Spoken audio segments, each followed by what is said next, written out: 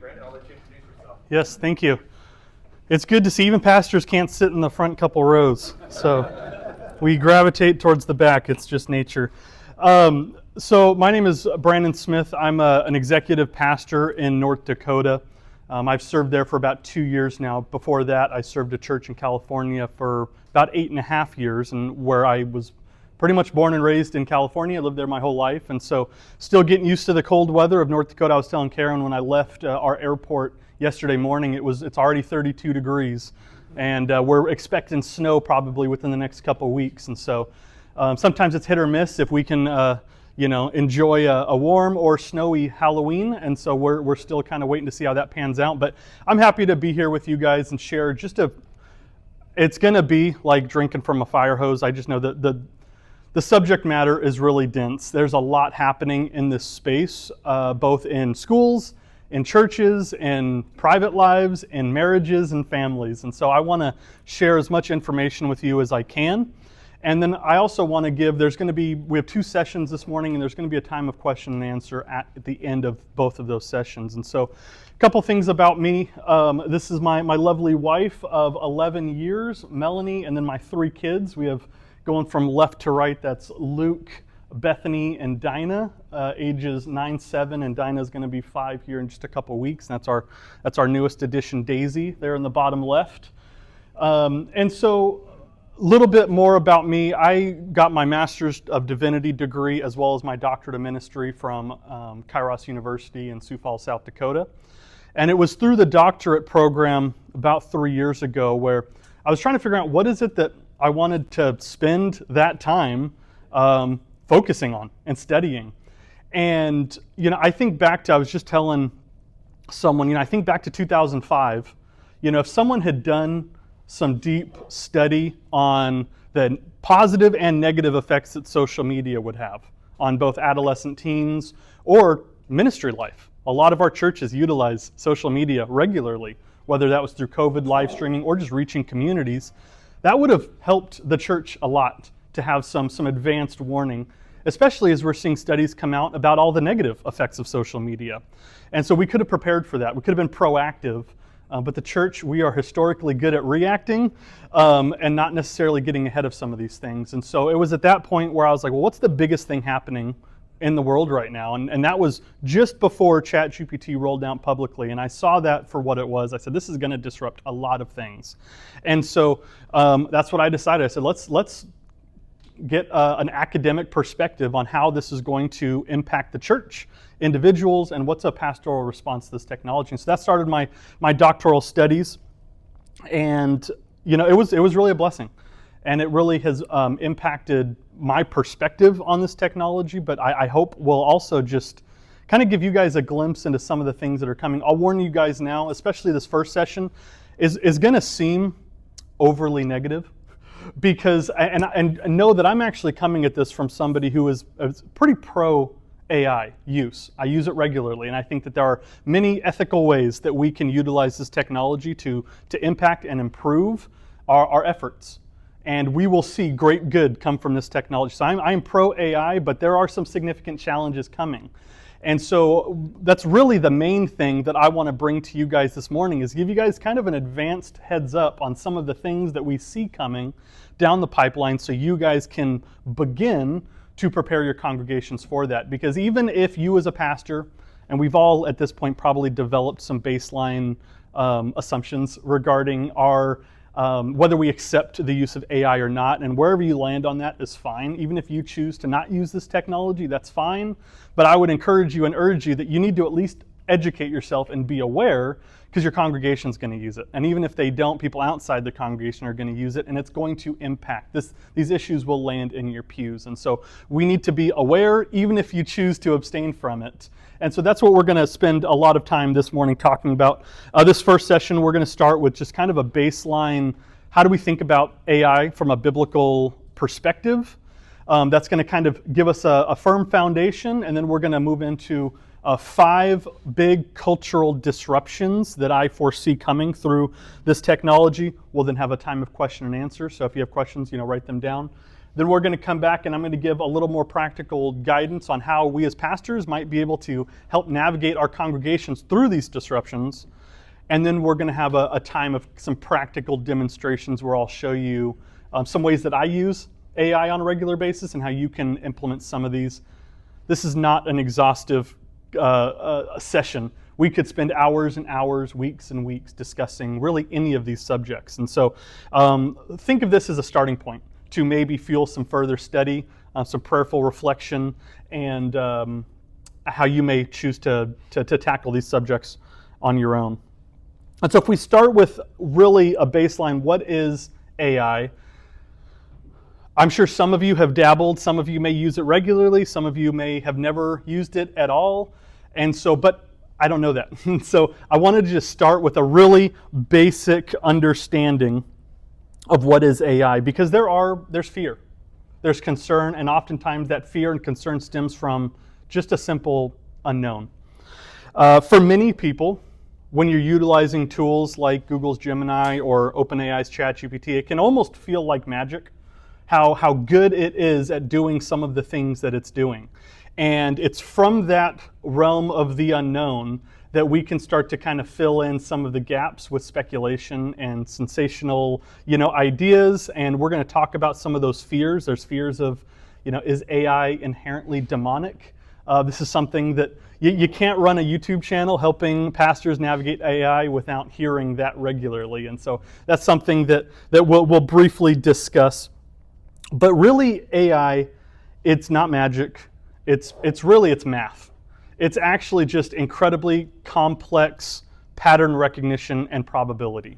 And so you have a tool that has been trained on literally billions and billions of strings of content, whether that's words, pixels, or even sounds.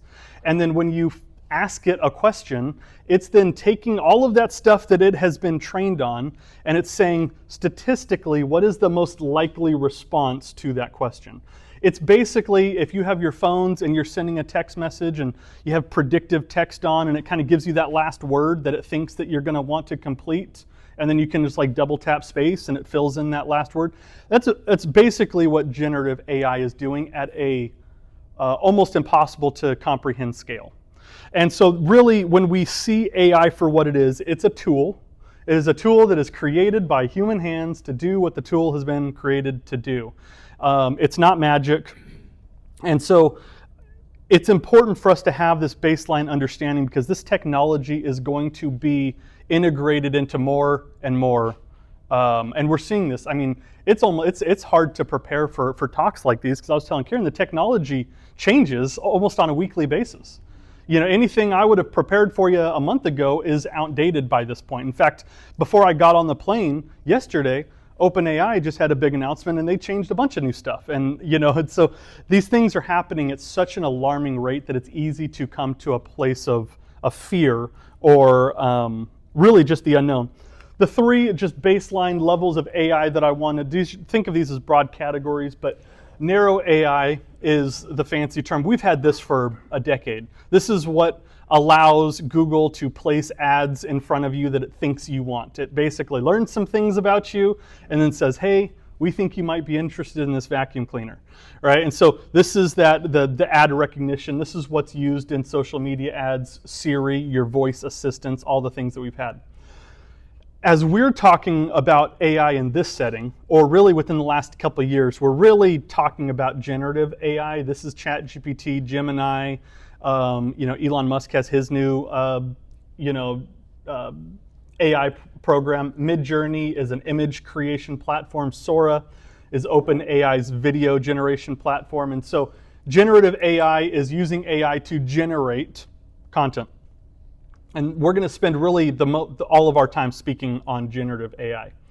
Artificial general intelligence is what everyone is trying to get to. It is still hypothetical as far as we know. Nobody has developed it. This is what companies like Meta, OpenAI, and even governments are currently spending hundreds of billions of dollars today trying to hit artificial general intelligence. That's basically the defining point of AGI is when the program becomes smarter than the average human across all categories. And so That's why governments are trying to, we want AGI before China has AGI. And so it's kind of the new space race, but it's AI. And so that's where things get a little more scary. But we're currently here, and it's only speculations as far as how long we'll have until we hit AGI. Some people say within the next 10 years. Some people say less. We'll see. There's no shortage of money being pumped into that field right now. As we begin to start thinking biblically to lay this foundation before we go into these cultural disruptions, really the three things that I want to talk about for our posture when it comes to AI is God's sovereignty, the fact that we as humans are unique in being created in the image of God, kind of a general theology of technology, and then responding to some of the fears that come about. And I will let you know, I can make this presentation. There's going to be a lot of information up here. Feel free to take pictures, or you can, my email will be at the end. I can email a copy of this to you, or we are videoing the whole, both sessions also. And so that will be available for you as well, just because a lot's going to get thrown at you and it's going to be easy to miss stuff. So as it relates to the sovereignty of God, I hope as a room full of pastors we could agree, at least to start, that we serve a big God who is king and who is reigning. And no technology has caught him off guard. He is perfectly aware of everything that is taking place. Psalm 24:1, the earth is the Lord's and everything in it. This is foundational for our understanding of AI and the way that we approach AI, because one of the things that this technology does really well is simulate being a person, to simulate personal characteristics, to simulate emotion, to simulate, and we see this, and we're going to talk about this in the disruptions. There are people today who are forming very real emotional attachments to artificial intelligence and chat entities, and these things are taking place today. And so while it may seem silly, and it may seem unnecessary for us as pastors to start here and to actually have to verbalize that we need to form a very clear line and say that no matter how advanced this technology ever gets, because it's only going to get better and it's already pretty impressive today. I think back to two and a half, 3 years ago when I started my studies, and I thought it was remarkably impressive then, and it's so much more capable today than it was then. So if we even think, where are we going to be in 5 years from now? It's even hard to comprehend that. And so it's going to be important as this technology, again, integrates with things like advances in the field of robotics that's currently taking place right now as well. It's going to be important for us to have a firm line in the sand that while these things may be able to simulate what it means to be, or what it looks like to be a person, it is not a person. It is not alive, it does not have a soul, it does not have a conscience, and it is not created, and it does not bear the imago Dei. It does not bear the image of God. And so while that may seem silly to say that now, I assure you, in the future, that's going to be a topic of conversation. And so we need to hold that line. AI can simulate life, but it does not have a soul. Our pastoral task is to affirm human dignity as unique to us that no artificially created thing can ever achieve. Our second point is really a general, and this is more than just our posture as it relates to AI, because there's other, and I'm not going to alarm you now, but whenever I have these seminars or conversations, people get kind of worried and they start speculating about the future, and there's some fear that comes into that from not knowing what tomorrow holds. And I kind of tell them, like, honestly, AI is not even the scariest fringe science that's happening right now. Like, there's all sorts of weird stuff that people are doing in laboratories right now, and synthetic biology and all sorts of crazy stuff. And so it's easy to come from a place of fear. But how do we respond in general to technological change? And so this is the newest hurdle for us to really put this into practice. And so as it relates, I think it's important for us to understand things like Genesis 1:28, the cultural mandate to fill the earth and to subdue it. God has given us, and this then comes back to this imago Dei, this created in the image of God. God has given us creativity, and the ability and the intellect to create tools to aid us in the task of cultivating this earth and to steward God's creation. And we see over and over again tools that are created, and tools can serve great purposes, but then those same tools can be distorted by sin and used for nefarious purposes. There's no tool that has been created that has not been misused or distorted by sin.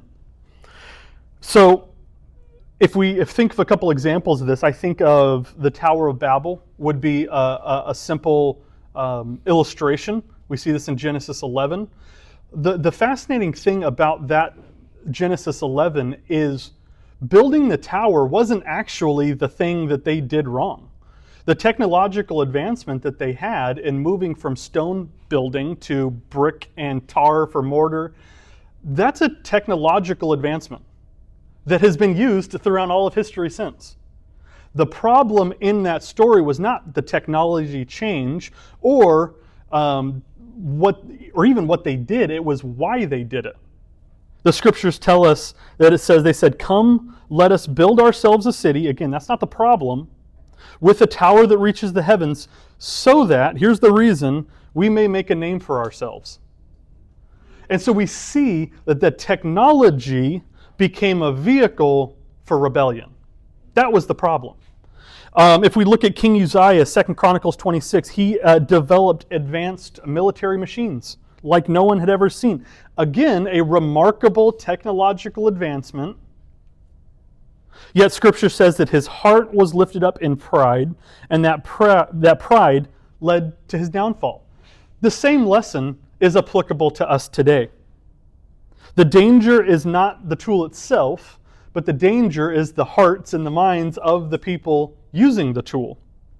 And so AI can, and I believe, will be used for great good. We're going to see breakthroughs in health, in medicine. We're going to see breakthroughs across the board. But we're also going to see this technology misused in some very alarming ways that, again, is going to land in your pews. And it's going to be important for us to be prepared to tackle.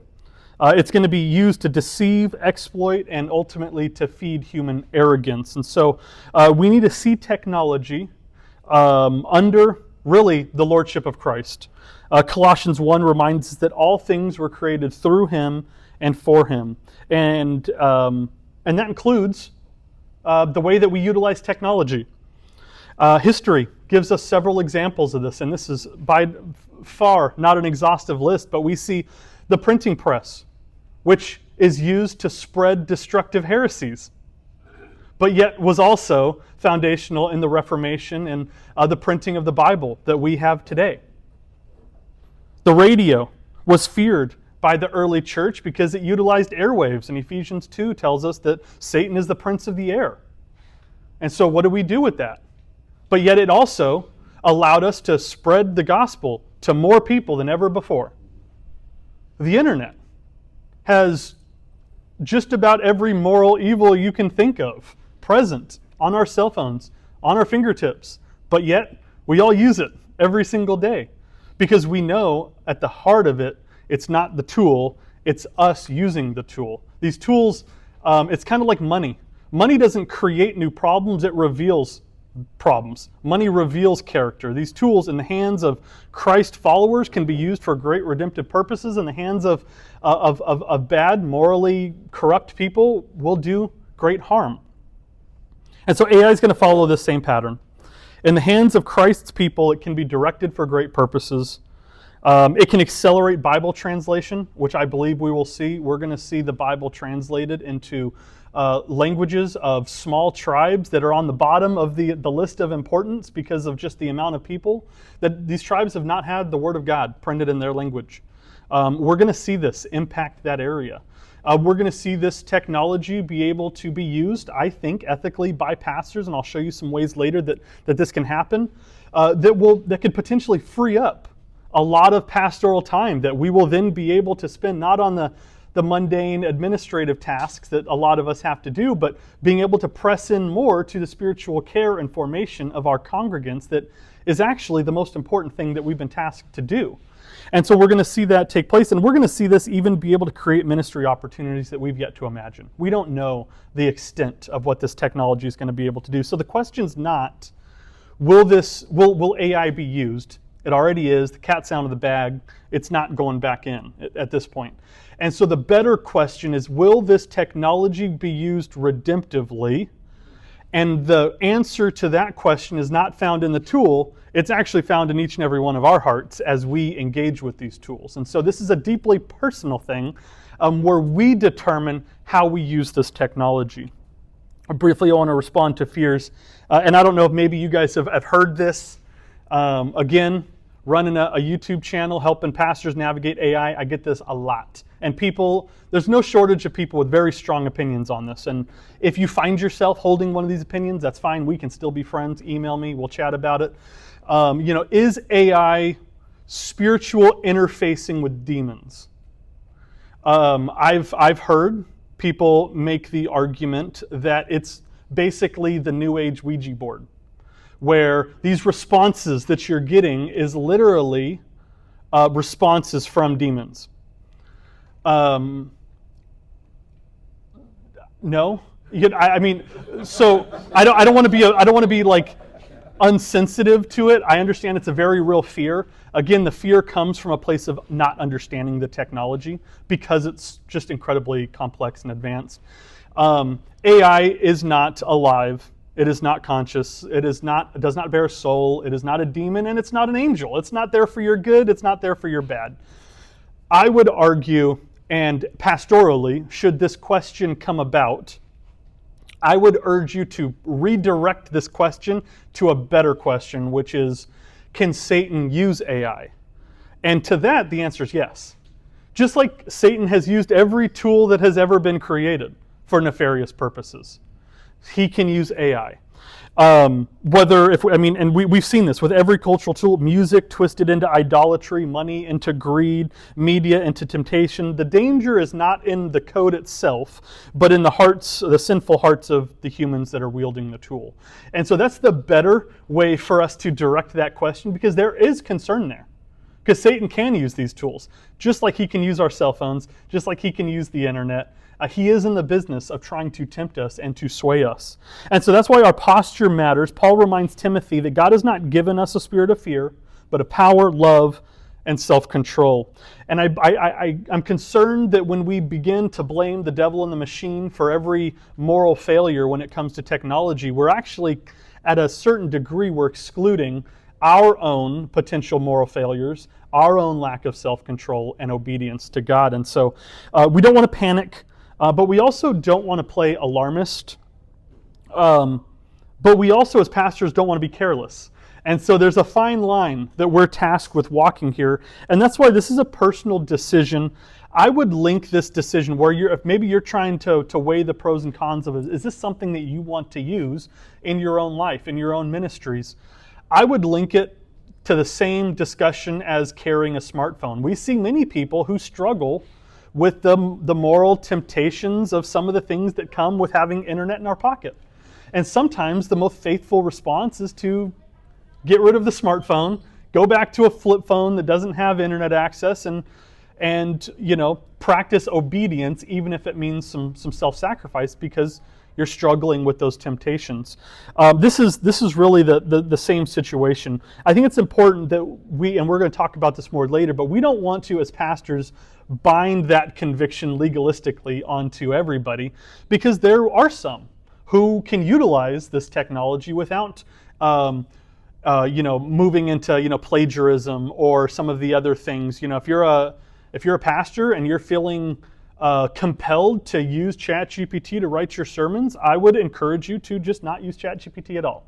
It would be better for you to not use the tool than to slip into using it in an unhealthy way. But you might be able to use it in a healthy way. And if you can, there's great redemptive purposes that you'll be able to do with it. And so, again, just like there's pros that come from having the internet in our pocket, there's negatives. There's pros from having artificial intelligence available to us, and there's negatives. And so, if I were to just briefly kind of frame this as we move in, our framework for thinking about AI: God is sovereign, humans alone bear the image of God, and however complex AI becomes, it will never bear the image of God. And technology, though often distorted by sin, can still be redeemed and used for His glory. And so that's kind of the very simple framework that I bring into this. And so I want to move to really the bulk of our time here with these cultural and ethical disruptions. I'm going to do my best. I apologize if I'm like sticking pretty close to my notes, but I can get lost in the weeds on any one of these subjects, and we could talk for hours. And I really want to make sure we leave some time for question and answer, because I'm sure some of you have questions. But there's 5 disruptions that I want to bring to you. And again, it's going to sound negative. I'm going to pile on a lot of scary stuff. I think I scared Karen and Lee at dinner last night over just some of the things that are kind of happening in this space. This is coming from someone who is pro-AI. But even being pro-AI does not mean that we should pretend like there's not real challenges coming down the pipeline. And so be aware of that. The first thing that I want to bring to you is shallow thinking and loss of discernment. This is the handicap of AI. This is the over-relying on it and then losing the ability to think for ourselves. Spiritual and intellectual growth happens through struggle. Right? When we're wrestling with the scriptures, when we're wrestling with interpersonal relationships, relationships grow when there's tension, and then you come out the side of that conflict stronger and better. When we're just spoon-fed answers for everything in a moment, that's good, because then we have answers, but we didn't learn anything. In fact, there was a study done, and this is really small and you won't be able to read a lot of this, but this is a easily available paper online. MIT did a study this year, in fact, where they had 3 different groups writing essays, and they basically hooked them up to EEGs and tracked brain activity through the process of writing essays. One group used ChatGPT, one group used Google search, and the other used nothing. Shockingly, the ChatGPT group showed almost no brain activity during the entire process. Like, very minimal. Enough to hit copy and paste, pretty much. And the group that used no technology had the highest level of brain activity. Also, what's interesting, the ChatGPT group, after writing the essays, couldn't even remember or recite the content found in their own essays. Because while they completed the task, and I love this quote from one of the workers, the task was executed, and you could say that it was efficient. This is speaking to the ChatGPT group. It was convenient, but as we show in the paper, you basically didn't integrate any of it into your memory networks. And so they accomplished the task, they produced something, but they didn't grow it all through the process.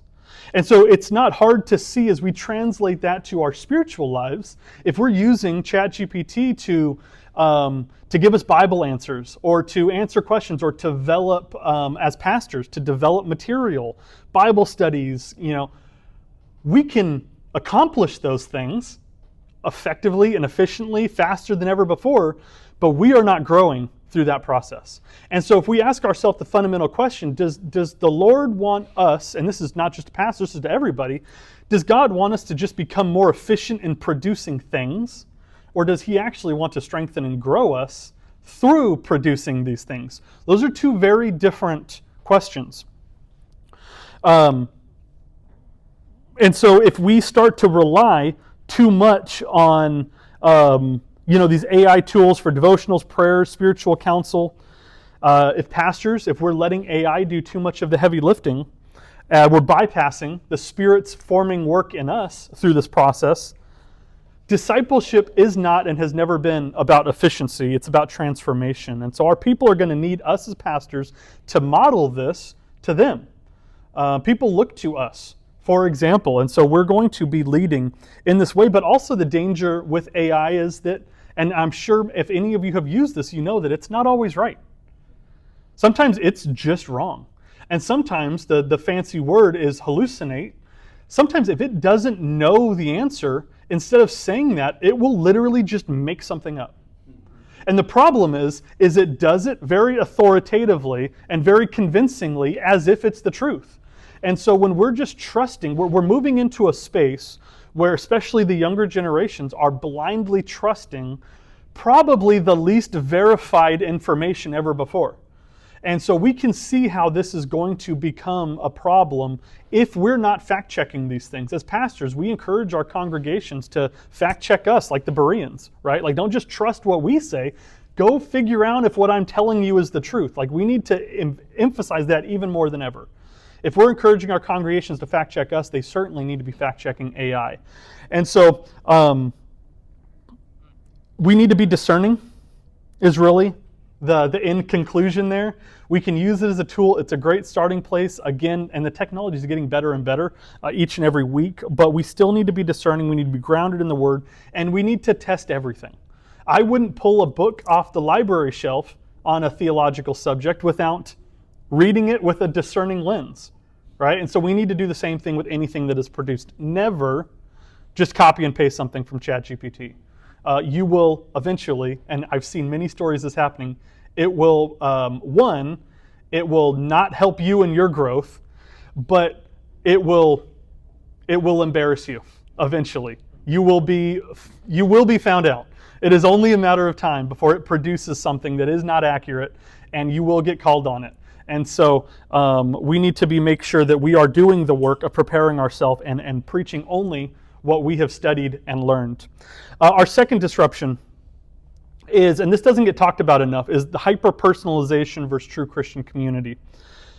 One of the things that AI is extremely good at is cultivating or curating personalized content for you and only you. So it can take a lot of theoretical information and it can boil it down to something that really only matters to you. A great example, I don't know how to computer code. I couldn't write a line of code.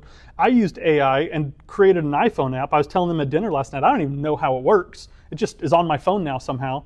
And because I'd followed this instructions of how to publish it, and I don't know where it's being hosted, but it's an iPhone app, probably in China somewhere. But if they want to know my kids' homeschool attendance, I guess they can learn that.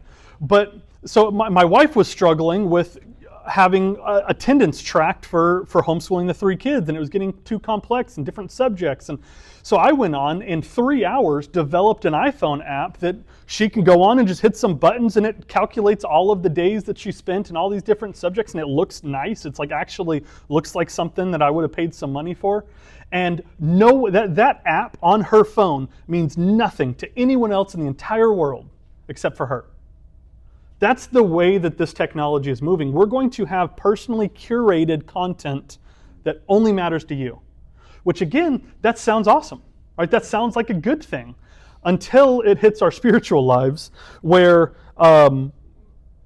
it doesn't take long. You know, think of the way that Amazon Prime has handicapped us to rapid delivery, right? I know for me, if I'm shopping and it can't be delivered to me within 3 days, I'm not shopping there. Right? I'm going to go somewhere else and I'm going to get it shipped to me faster. Right? I have been formed by that cultural norm of expedited delivery. Well, what's going to happen when our congregants are becoming, over this slow process over years of expecting everything to be curated for me?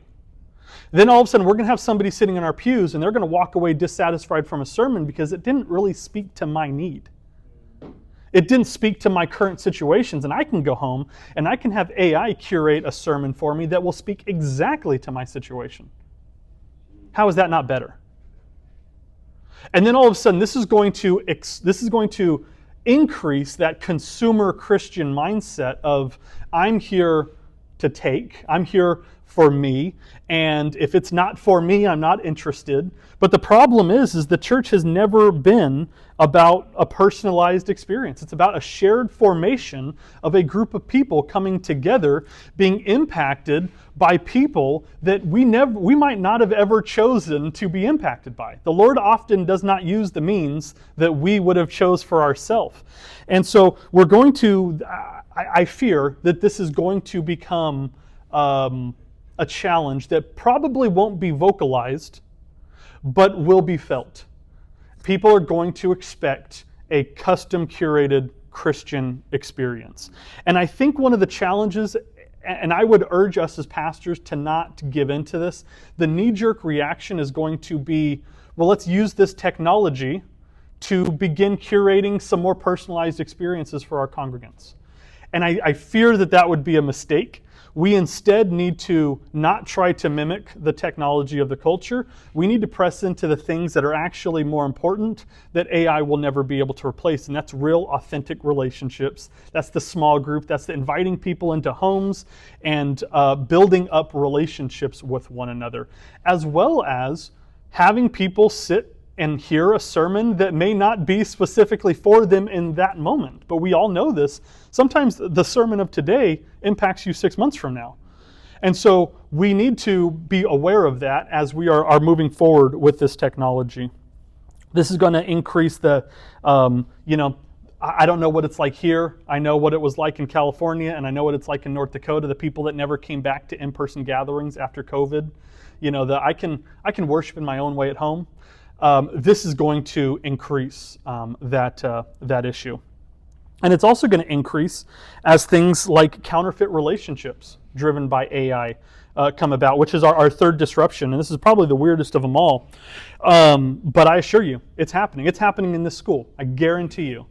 And that's the rise of AI companionship and counterfeit relationships. Millions of people today are downloading apps where they can have a simulated relationship, even a platonic relationship, with an AI simulated person, whether that be a friend, counselor, or romantic partner. This is just one example. There's a lot. This is Replica. This is the AI companion who cares. It doesn't care. It doesn't know you. Again, it's not magic, it's math. It is just simulating what it thinks you want to hear. The alarming thing is how good these tools are at simulating as if it actually cared. And so we can sit here and say, well, how is this even a thing? Like, how are we talking about this? Who's really going on their phones and having a simulated conversation with an AI chat thing? Millions of people today. There's people who have all communicated that they have fallen in love with their AI entity. And it's not hard when we put ourselves in the mindset of a lonely, maybe late elementary, middle school, high school student, maybe socially awkward, maybe struggles to meet friends, gets bullied, gets picked on, puts themselves out there, gets rejected, comes home, and they could pull out their phone, and there's this person, right? This person who is always available, always perfectly responding, mirrors emotion, says what they want to hear, even encourages them. Right? And so it's not hard to see how that line becomes over time increasingly blurred. And so where do we fit into that? And we're going to talk more about the responses in the second session, but I think it's important for us to think through Proverbs 27:17 as iron sharpens iron, so one person sharpens another. Real relationships stretch us and grow us. They sanctify us. AI doesn't sharpen. It doesn't grow us. It mimics, and it's just simulating these responses. It flatters and isolates. And this what starts as maybe even not sinful easily progresses into sin.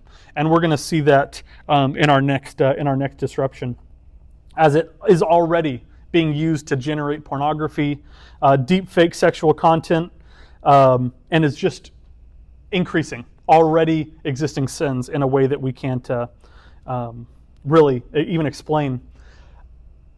I will predict within the next 6 months, many of us pastors will begin having counseling sessions with married couples that are on the brink of divorce because one of the two of the spouses have been caught having inappropriate conversations with an AI chat. That's already happening, and it's happening more and more. And so it's as if we can already hear the excuse.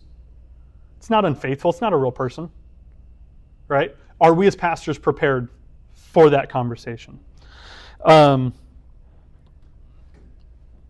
going to move on to our fourth disruption, because this ties right in, is just new avenues of sin. AI is opening up entirely new avenues of sin, and it's accelerating old ones. If we take pornography, for example, We're already facing a global epidemic when it comes to sexual immorality through media consumption. AI is going to absolutely pour gasoline on that. And we are going to experience sexual immorality through media consumption like we've never experienced before. One of the industries that is actually most nervous about the creation of generative AI is actually the adult film industry. Because now the question is not finding some content that I want to consume. You can create your own content. You can create your wildest fantasy and have it made just for you. Just think of the damage that that's going to do to our teens, that's going to do to adults, marriages. It's going to be a problem. And while they are putting out guardrails for these things, there is, and I shared with the group last night, there are ways around these guardrails. And as whenever a new guardrail comes up, someone's going to find a way to bypass it. Or you can run a lot of these programs natively on a very cheap computer without any guardrails. And so the cat's out of the bag. The technology's there, and governments are trying to figure out ways to enforce some of these things because there's not laws in place. There was some situations a year and a half ago with a bunch of really inappropriate AI-generated pictures of Taylor Swift that went out over Twitter. I don't know if you guys heard about that. And it was having to do with like the Kansas City Chiefs, and it was viral on Twitter. They knew who did it. He posted it from his account. He didn't break any laws. And so we are playing catch up with some of this stuff. But it's not even just, in fact, deepfake sexual content is a problem as well. There's students in Fargo, North Dakota right now who just got expelled and are fortunately, I don't say fortunately, but I'm glad that there's starting to be some laws in place, but they're actually getting charged with child pornography because these students took an innocent photo of a classmate and made some very sexual videos of this person, of this child, this girl, and it leaked out to other students. Just think of the trauma that creates in that young girl. Bad relationships that break up, and all of a sudden revenge is a whole new thing. The technology is getting so good, we are not going to be able to tell the difference between what is AI and what is not. In fact, I'm going to show a short, 9-second clip I made in 30 seconds on my iPhone of, and this is using OpenAI's new video generation platform that just came out a week ago. I was invited to test it. This is Sam Altman, who's the CEO of OpenAI, which is ChatGPT, thanking all of you for coming to. I just want to thank all the pastors who came out for Pastors Day 2025. I hope to give you new tools and insights to bring back to your congregations to help them use this technology wisely. 30 seconds on my cell phone. This is going to be a talking point in every future political election. We are basically at the point where you're not going to know if something's real unless you physically witnessed it with your two eyes. And so we need to be prepared, because this is today on my cell phone. Imagine 5 years from now. And so this is a starting point to kind of just install a little bit of fear, so that way we can really press into this and continue to prepare ourselves and our congregations. We as pastors need to be ready to walk with victims of this. We need to be willing to call sin, sin, call abuse, abuse, because that is absolutely what it is. Scripture talks about, Proverbs 12:22 as it relates to deception and AI being used to perpetrate lies. The Lord detests lying lips, but he delights in people who are trustworthy. AI is making it easier than ever and more polished than ever to spread deceit and lies. And so we need to be prepared for that. And we certainly need to not participate in that. People are going to appear smarter than they really are. They're going to. And until you have a conversation with them and realize, oh, you actually don't know anything. You don't know anything about the subject. And so plagiarism is, our integrity can easily be called into question. I spoke a little bit with the school because I was just curious. I kind of deal with this more in the church settings, and so I really focus more on like pastoral plagiarism and like pastors using AI to write their next book and publish it, or to write their next sermon and pass it off as their own, and all these different things. But it's happening in schools. We're basically at the point where I've seen a lot of schools that are like handwritten only. We're back to writing essays with pencil and paper in front of the teacher. And so this does ultimately end up becoming an idol issue. Not that, people are going to begin to worship AI as God, but idolizing ease and convenience over authentic work and growth. And so we need to kind of practice that slow wisdom and allow ourselves to really wrestle with these things. Our role as pastors is to help people discern wisely, to name these dangers, to call sin sin, and ultimately point them to the hope that is only found in Christ. Our fifth and last disruption is job displacement. There's going to be economic challenges that come. We've seen this as it relates to every technological advancement. If we go back to the Industrial Revolution, if we go back to the .com, and the internet, things change. This is certainly going to be a disruption. It's already reshaping industries, entire departments in customer service. Legal aids are likely going to be one of the first to go away. Accounting, and even education is changing. This isn't speculation. This is happening today. There are many experts who predict within the next 10 years, tens of millions of jobs will go away. This also raises a pastoral question, just to give you one, to kind of frame this personally for you. How long before maybe a board member of your church approaches you and says, should we really be spending money on salaries for administrative staff? Is that the best use? Is that the best stewardship of these tithed resources when we can now do it in a different way for far cheaper and honestly probably far more efficient and faster? How do we respond to that? We as pastors need to have some wisdom and some discernment as we begin to tackle those challenges. It's not just staffing issues. College students are struggling with this. There's college students today dropping out of college out of fear because the very job or career that they're pursuing may not be there in 5 years. How do we counsel our students when the very market and the field underneath their feet is shifting? So it's easy to see how this leads to some challenge. And I'll just give another prediction here. This is a personal prediction. I'll take full responsibility for it. It's controversial. I'm not taking a stance on it. I'm just naming it.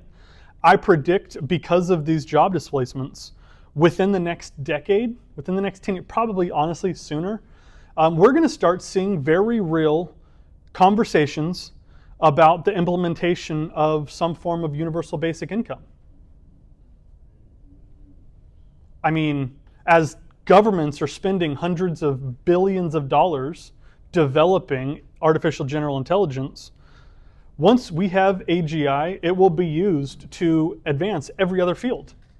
That's why this technology is growing at such an alarming rate, is because as AI advances, they use that advanced AI to then advance it more, and then they use the advanced to then advance it more, and then all of a sudden we're going to have AI being used to advance health, and robotics, and then it's not just going to be the white collar jobs, but it's going to be a lot of jobs. And so governments are going to have to find some way to respond to that. And are we, as pastors, prepared to help our churches navigate through some of those debates that are going to be coming about? Because I don't think it's a matter of if, but when. That's not me saying I'm for it. I'm just saying it's going to happen.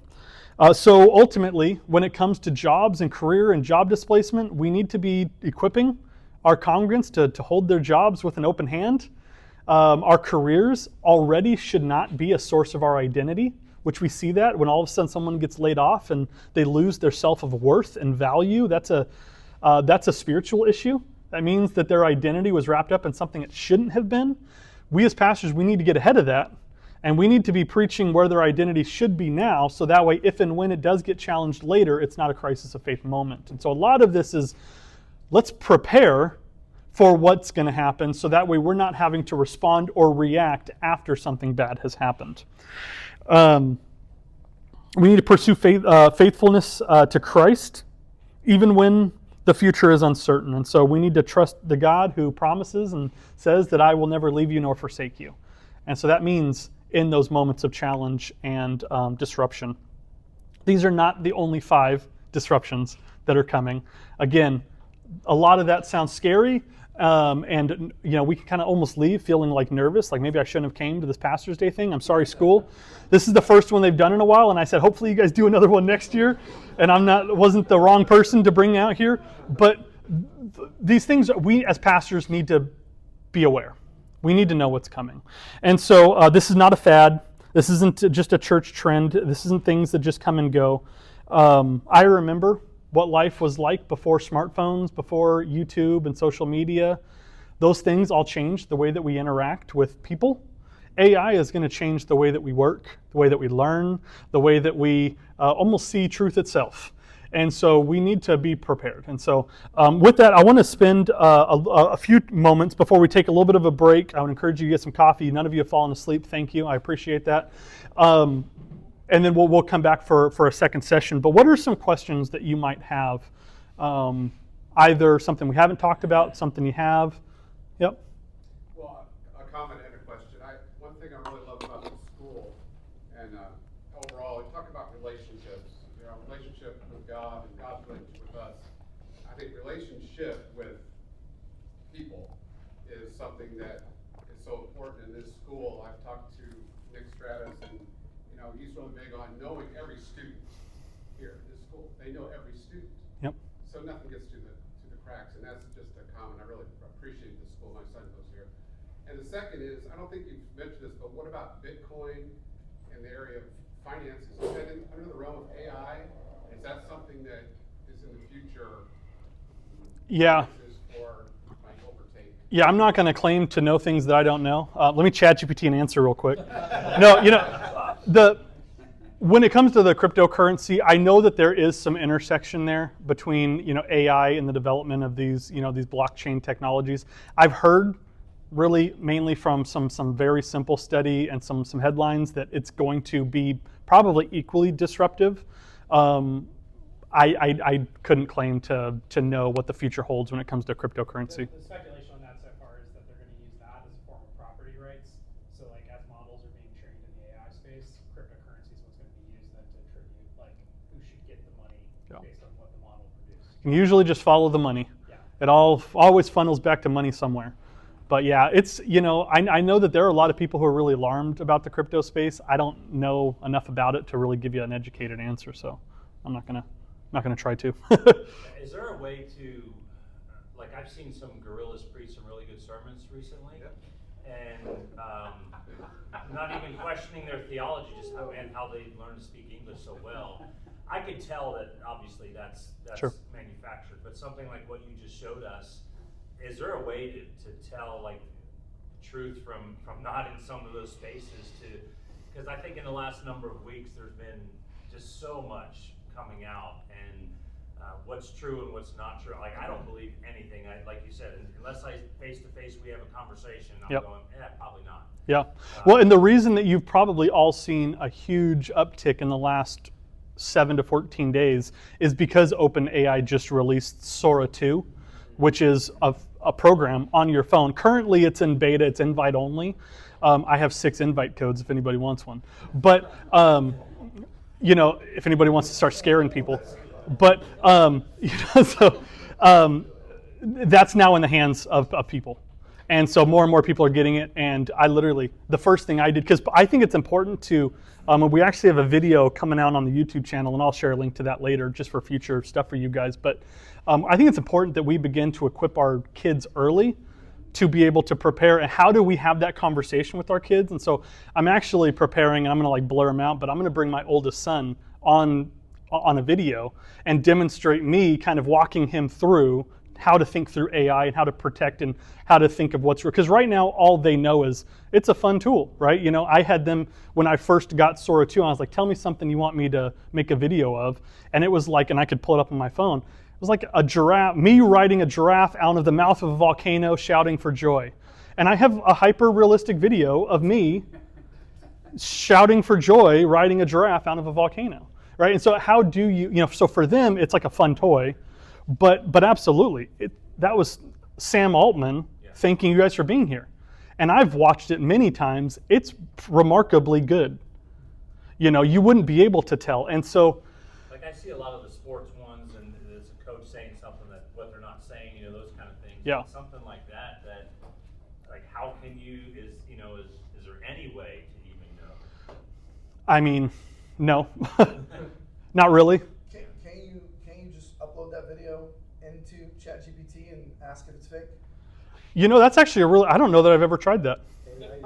You probably could. I know that was one of the ways that people were bypassing, I was telling the admins yesterday, people were bypassing the guardrails of ChatGPT by baking into emojis, Unicode, and metadata. And then ChatGPT would read the metadata, which had a prompt in it, and those prompts were bypassing all of the filters and regulations of ChatGPT. So there's all sorts of, but it probably can. There's artifacts in there. Oh, 100%. So it's not so much that it's impossible to detect, but the challenge is that no one's going to put forth the energy to detect. So they're going to look at it in 20 seconds, and their brain's going to go, do I want to believe this or not? Yeah. And then they're going to move on. Yeah, or this doesn't... or there's things that may be true, but just kind of prick my biases a little bit, and I don't want to believe it. So now all of a sudden, that's just AI, right? And that's why that will be a topic of conversation in every election moving forward. So to your point, I think you've done an excellent job. Thank you. Explaining an incredibly complicated topic, and I've got graduate degrees in the subject matter as well. Good. So I need to avoid you. No, I'm just kidding. What I want to push back on is the concept of all technology being good. Sure. And so what I would say in these cases is the printing press when it showed up at my door, right? I went, oh, cool, it's a printing press, right? And for the rest of its life, it was going to be a printing press. With these things, it seems like the algorithms can shift. Yep. Underneath our feet. So one day it's doing what we want it to do, and it's helpful. And then the next day, even though I'm trying to do the same thing with it, it's not going to be helpful. Yeah. So how would you see an ability for us to kind of discern when it's crossed over? Because it could be subtle. Yeah, I think it's going to, and this probably goes back to that level of discernment that each of us have to have. If all of a sudden, let's say Meta, which of all of the AI platforms, Meta's probably the one that I'm least confident that will actually maintain some ethics on the back end, right? Because it's just a company that wants my data, and that's all they care about. So say Meta puts out an AI tool, and it is by definition anti-Christian, or it will not, then that's a tool I'm not going to use. If someone developed a hammer that wouldn't, work on a church building, I wouldn't use that hammer, right? But that's kind of the nice thing about a capitalistic country is for every bad tool that's created, someone's going to create a tool that does an equally similar thing without that specific bent or slant. And so if all AI... The follow-up is that yeah. You think that the Christian community should be embracing their own algorithms at this point? I think eventually they will. I do think it's important that Christians are part of the development of these things, or else we have no hope for a tool that's going to do anything but anti-godly, things. So to some degree, I hope that Christians enter this space and begin to speak on these issues, or else, there's no hope for anything other than just a cesspool of immoral junk. And I think So that's part of the struggle of, like you said, it learning you and kind of who you are and what you're looking for. Because even, I'm certainly wanting to grow in my Christian wisdom and theology, but is it spitting back just what I've already affirmed and what I like and ask questions on? Kind of like when you go and you're seeing ads or you're seeing things for, come across your feed, it's the same things that you've already seen that now you, everybody thinks like me. No, you're just continuing to have that Yeah. filtered And we're going to, and then we'll take one last question. Then we're already running behind, so we'll tighten it up in session 2. But you know, we each are going to have to determine the level of privacy and information that we give. I think however this ends up panning out, I think it's incredibly important that we get a say regarding what companies have what information. I think we need that. But it's you know, a good example. Me and my wife, we're polar opposites on this. My wife's like, I don't want anyone to know anything about me, and I'm like, I'll give out my information because I want a better tailored experience for me, right? If I'm going to see ads, I might as well see ads that I want to see than ads I don't want to see. And so I'm like, if somebody wants to, you know, if somebody wants to watch me on my computer prepare a sermon, then good for them. You know, so like I'm probably on the, I wouldn't encourage that level of, you know, yeah, transparency and privacy. Some people, there's just a spectrum there. I tend to be a little more open with my what I choose to give out, so I have a better tailored experience for me. My wife's like, lock it down. I don't want no one to know anything about me. So that's where we each, I hope, eventually will continue to have a say in that. One more question. How much of the output from the LLMs is biased by the programmers? Is it pure, like the different ones have different biases that, like for instance, could ChatGPT, could the makers make it anti-Christian? Oh, 100% they could. So there is some human bias. Yeah. In it, not Yeah, it's bias. It's bias on one, the guardrails that it's given. It's bias on the data that it was trained on, and that's the other thing we have to realize. While, and this gets into the whole like, is AI a demon thing? No, but there might have been demonic influence or sinful behavior of people writing things that then the AI was then trained on, and so it can be spitting out information that was trained on inaccurate sources, and so. As far as different companies' biases, you know, they certainly can. And that's one of the things that I would encourage individual testing and never trust anything that you get from any of these tools. Some of that comes from the specifics of the questions that you also ask. Yeah. Oh, if you ask it a leading question, it'll just feed that right back to you. So you actually need to go out of your way to be like, do not flatter me, do not this, don't tell me this, you know, and you have to almost tell it to be mean to you to get, honestly, any sort of an honest response. And so with that, I think we're going to take a quick 10-minute break to refill your coffees and use the restroom, and then we'll jump right back into it. Hey, Brandon, Yep.